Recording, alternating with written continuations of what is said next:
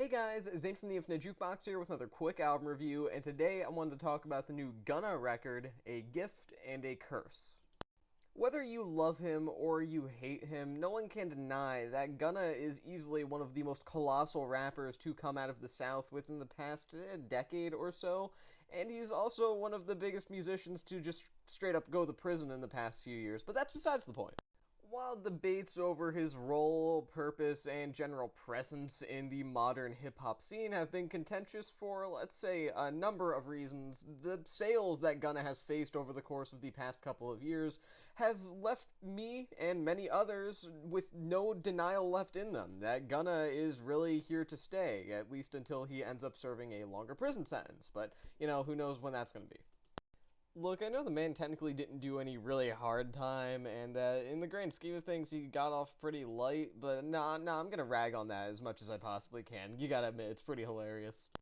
I digress, everything being set aside, a gift and a curse proving that Gunna has solidified his place in the music industry does not necessarily mean that he is making better music in turn. In fact, it's just mediocre, but then again, I guess by his standards, it is slightly better.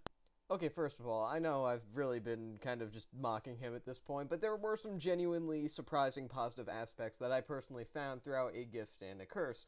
First of all, Gunna's flow on some of the tracks here is definitely better than I expected. I mean, sure, he isn't some sort of master charismatic performer or anything like that, but in the past he has shown to feel robotic at best, and here he actually has a fairly solid flow overall, even if his lyricism on tracks like I Was Just Thinking is mediocre at best, something that's actually a genuine shame considering this record is coming off of some recently ended legal troubles, accusations that he snitched on the YSL gang, among many, many other things that are going on. And generally speaking, I just wish that this album had more lyrical substance to it that really heavily addressed that stuff. But you know what? For performance alone, I gotta give the man credit. It's pretty solid.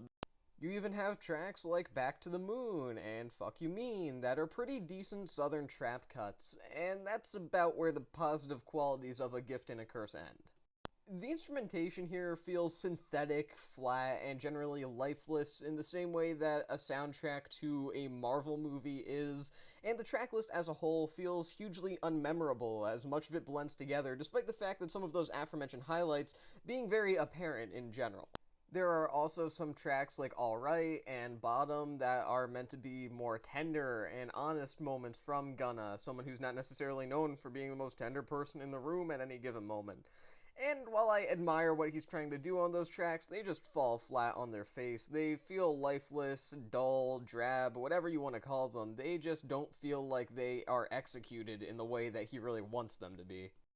I can really genuinely respect the man for trying to do something a bit more emotionally striking on this record in particular, but it just doesn't work out in the end. And again, it's a shame because there has been a huge amount of different issues, troubles, controversies lingering over Gunna's career for some time at this point, and seeing him finally release a project to address everything would have been pretty interesting had he actually addressed everything in a successful way, but instead the record largely just feels a bit vague, monotonous, with some decent performance work here or there, admittedly.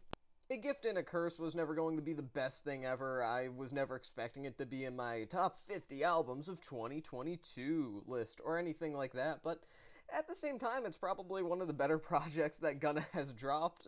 Take that for what you will. I don't know if that's necessarily a compliment, but hey.